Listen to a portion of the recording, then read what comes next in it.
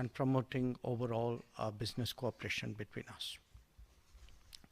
Now, where our bilateral trade is concerned, it's gone up and down, understandably, because of the impact of COVID on both economies. Last year, the bilateral trade by our financial year was $214 million. I know we've hit higher numbers before. I'm very confident that we will do that again.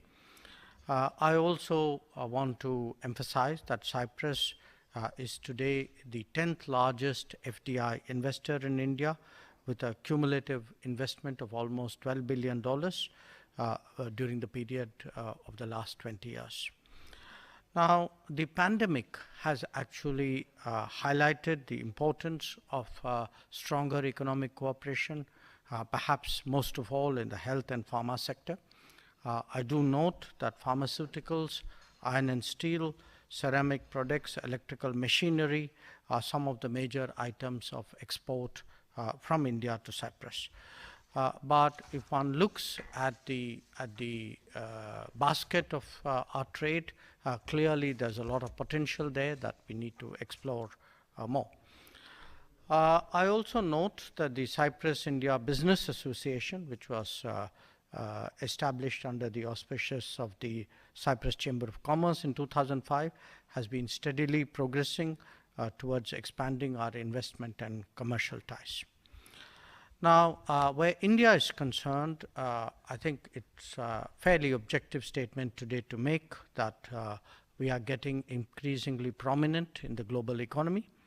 Our trade policies, reforms which were undertaken during this period, and the inherent economic strengths, all in a sense channeled by a clear economic vision of the Modi government, has contributed to our becoming one of the most strong destinations for inward foreign direct investment.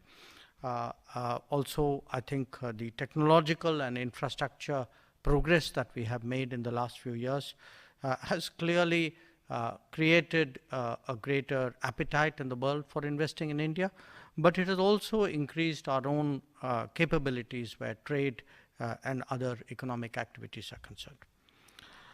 During the pandemic, we actually used this period to carry out very ambitious economic reforms.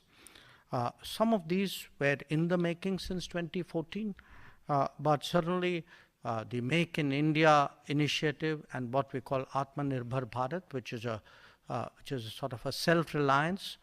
So it's promoting greater capacities within India. These were taken by the government in a much more focused way, and our intention, our goal is clearly to make India a major manufacturing hub and to emerge as a 5 trillion economy by 2025. I would particularly like to draw your attention to the successes we've had in an initiative called the Production Linked Incentive Program, which has a certain set of domains where we have pushed for investments in those domains through incentives with the idea of increasing production based in India.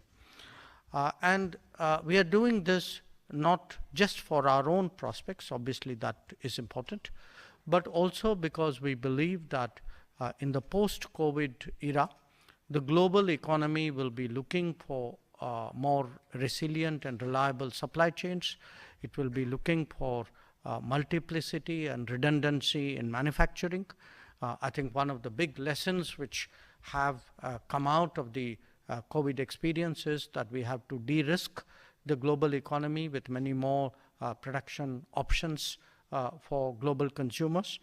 So it certainly is our strategy in the post-COVID era to position ourselves as a much greater manufacturer, as a much greater trader, as a much stronger service provider, and I think all these have direct implications for businesses in Cyprus. Let me also say a few words about the role that we played during the pandemic. I think even in the most difficult days of the pandemic, we were very conscious that we were part of the global community, and this was it was a shared fight against the pandemic. So we did, especially in 2020, we were very major exporters of pharmaceuticals. Our pharmaceutical industry stepped up to the challenge. It increased its production very significantly. So whether it was hydroxychloroquine or whether it was paracetamol or other medical items, in fact, during that period, we had exports to over 150 countries, many of whom were not part of our traditional markets, and many of whom were actually in Europe. The other contribution we made during the pandemic was to share our healthcare experience and expertise in our own neighborhood and also in Africa, because one of the big concerns at that time was that the global health response was very differentiated, and we did not want to see inequity insofar as African countries were concerned. When vaccine production and distribution started, we were one of the big global hubs to make vaccines, and we supplied vaccines to 101 countries, including to the United Nations for the use of its peacekeepers. So the traditional Indian belief in the world as one family, which incidentally is also a variant of that is our motto for the G20, I think was something which we put into practice during the pandemic years. A year ago, when my Prime Minister addressed the World Economic Forum, he actually made a very interesting observation. He said that during the Corona period, the world was focused on interventions like quantitative easing. But India was actually busy paving the way for reforms. Now, he also mentioned that the biggest projects for us at that time were to modernize the digital and physical infrastructure. And these really got unprecedented momentum during the pandemic. Now, the results of all of that, I think, are beginning to be visible. We are receiving the highest ever FDI flows in our history. Last year, we received $81 billion as FDI. We have become home to one of the world's largest startup ecosystems. We host close to 100 unicorns now, 40 of them a product just in 2021 alone. In fact, we have the third largest number of unicorns currently. Our trade has expanded very substantially. In the year 2021-22, for the first time, our exports crossed the $400 billion level. And this year, we have set ourselves a target of $470 billion. And the export target for Europe is a little in excess of $90 billion. And I say this because I think a larger trade presence, a stronger trade performance will clearly have a significance for a lot of other services and industry, particularly for shipping. I also want to mention that as part of the reforms that we have done in the last few years, these have included areas like taxation, bankruptcy and insolvency laws, agriculture, labor, and of course FDI policies. So as a result, really a very different India is today emerging with many more solutions to problems which have dogged us for a long time. And a lot of this I also want to highlight because it is a point of commonality with Cyprus. This is being done in a democratic framework with debate, with discussion, with a lot of confabulation, and with the buy-in of all the relevant stakeholders. Now, we do recognize that we live in a globalized world and that anything which happens today in one corner of the world will inevitably impact every other part of the world. We can see that very graphically when it comes to the Ukraine conflict. We saw that earlier when it came to the pandemic. As I said, today the efficiency and the delivery of global supply chains, I think, is a common concern today for all countries in the world. For us, the main anxieties, which in a sense I share with you today, concern energy, both the affordability and the accessibility to energy, to food grains, to fertilizers, and this is not just our concern. I think it's a larger concern in the global south, and it's certainly a worry that we intend to take up very strongly during the presidency of the G20, which we have taken over on the 1st of December. In terms of the impact of the reforms and the easing of regulations that I've spoken about, it's not just stronger export growth and ramped up capital spending. This has really translated into a fairly robust GDP growth. We are still looking at the ballpark figure of somewhere between, take 7% GDP growth plus minus. And this would certainly be among the highest among the larger economies of the world. As an important tourist destination, I thought I should share some thoughts on that subject with Cyprus, in Cyprus as well. It's again, we are moving very aggressively to promote tourism. But I would like to share with you that there's also a big outflow of tourists from India. In fact, I was telling the minister yesterday, I go to a number of countries as part of my travels and see that Indian tourists are among the top 3 or top 5 tourism providers. And this could be from Thailand and Maldives to even the Caribbean. Since it is one of the mainstays of your economy, I do believe it is a sector perhaps where we need to give more attention in terms of our future collaboration. A second sector, I think, which merits a special reference is the IT sector. Even the IT industry has actually matured enormously in the last 2 decades.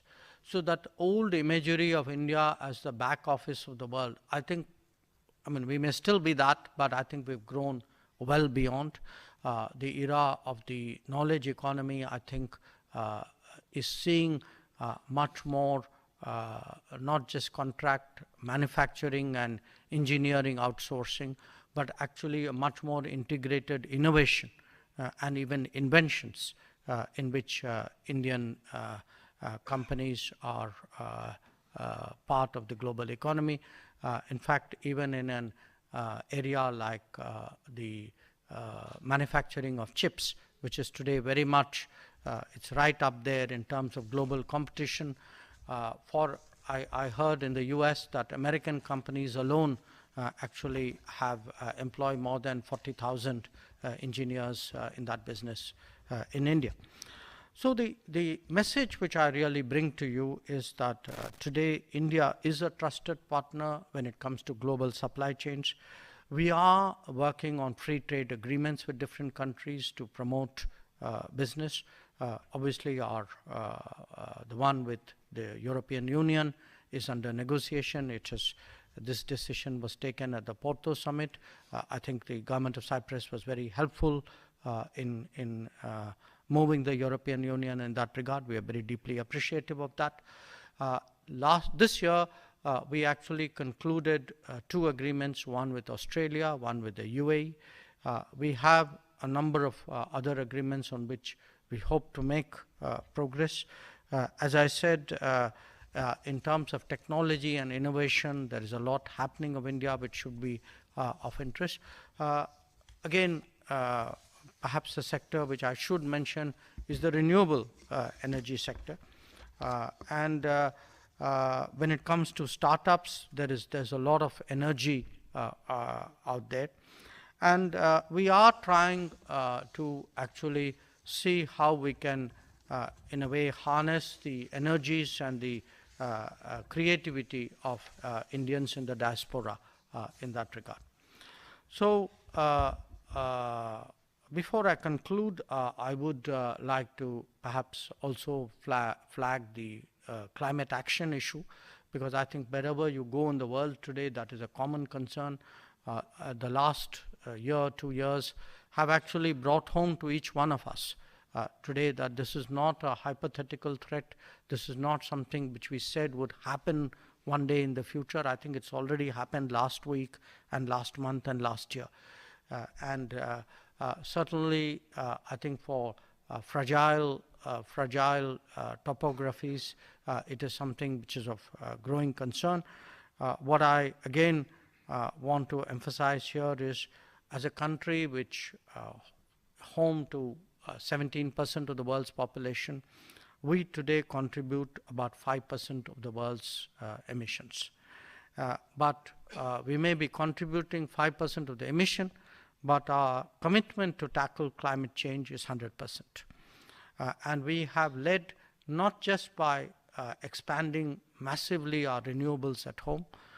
One of the big initiatives we are currently working on, we want to use the G20 presidency to advance that, is actually to advocate a change of lifestyle.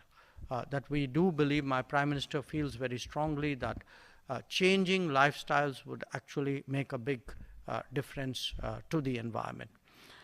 We have also been leaders on 2 international initiatives. One of them is the International Solar Alliance, and I'm really very gratified yesterday that the Republic of Cyprus has chosen to become a member. And the other is a coalition for disaster resilient infrastructure, which is something which all coastal areas, I think, and obviously island states have a particular interest in examining and partnering. Currently, about 40% of our energy mix comes from non-fossil sources. And I can say this, that at a time when global pressures are taking the world away from the Paris commitments and away from the Agenda 2030 Sustainable Development Commitments, we are staying true to both of them. I think among the G20 countries, we are on course to deliver before time on whatever we agreed to do in Paris. Finally, let me in a sense sum up the changes in India in terms of what they mean to our relationship, because my intent was obviously to familiarize you with a lot of what is happening in India. But you would ask yourself, how is it relevant to your business or to your policy making, or in a sense to your national concerns? I would really say there are 7 areas which India and Cyprus should examine between themselves. One, of course, is the world of finance. The world of finance, because Cyprus is an important pathway for financial flows into India. And if you're looking at an economy which is going to grow at 6.5% plus, perhaps significantly plus in the coming decade, then it is certainly for us, your value will grow with time. For you, we are a partner of a growing relevance. The second is shipping. Shipping, because as I said, we are doing everything to make ourselves into a stronger manufacturing power, but also a more competitive agricultural exporter. So there will be many more products going out of India, and given the rate of growth that I am placing before you coming into India. The third is tourism. Tourism, because if you look really at the evolution of global tourism in the last 3 decades, wherever there has been a significant bump in prosperity, so you saw this with Japanese tourists, then Korean tourists, then Southeast Asian tourists, then Chinese tourists. So the coming wave will be of Indian tourists. And coming wave will be of Indian tourists going out, but also a very conscious effort by India to attract tourism. The fourth relates to the knowledge economy. The knowledge economy, which is, we will live not just in a world of chips, but increasingly in an era of artificial intelligence.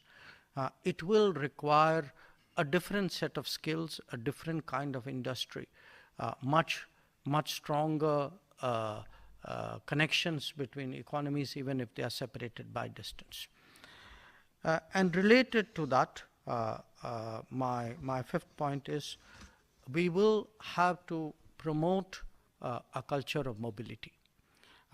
In the world, where there is demand will not necessarily be where there is demographic advantage. So how do we even out the demographics and the demand? I think this is going to be a big challenge. Today, with a number of members of the European Union, we are negotiating mobility and migration agreements. We have done this successfully with Portugal, with Denmark, with France, just recently with Germany. Yesterday, we signed a declaration of intent to do so with Cyprus. Day after tomorrow, I'm going to be in Vienna. I look forward to doing something similar out there. But what I do want to emphasize to you is that today, India is a source of talent and skills. And in a more globalized economy, in a more knowledge-driven economy, I think those flows are something which we need to address. Then I think given how comfortable we are with each other, it's also worth a thought whether India and Cyprus could actually work in third countries. Third countries possibly in Africa, maybe in other parts of the world, where we both have some historical presence and some networking and some comfort levels out there, whereby pooling our relationships, we will be able to do much more than we have done so far.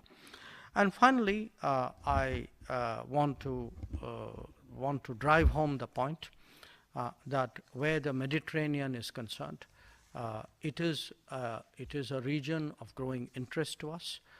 Obviously, it's a right thing for me to say in Cyprus, but I want to point out to you that if you look at many of our other relationships in the last few years of countries in the Mediterranean, both North Mediterranean and South Mediterranean, there's been very visible intensification of those ties. So I speak to you today, therefore, as a foreign minister of a country that is globalizing very rapidly, whose footprint and whose interests and whose influence will expand with time. And as it does so, I want to really make you all understand that this is a region where there will certainly be more of India. And when that happens, as that happens, for us, the relationship with Cyprus is something which will be an anchor in that respect. So once again, I'm really very pleased I had this opportunity to place some of these thoughts before all of you. And again, it's really a very deep pleasure to be here. Thank you very much.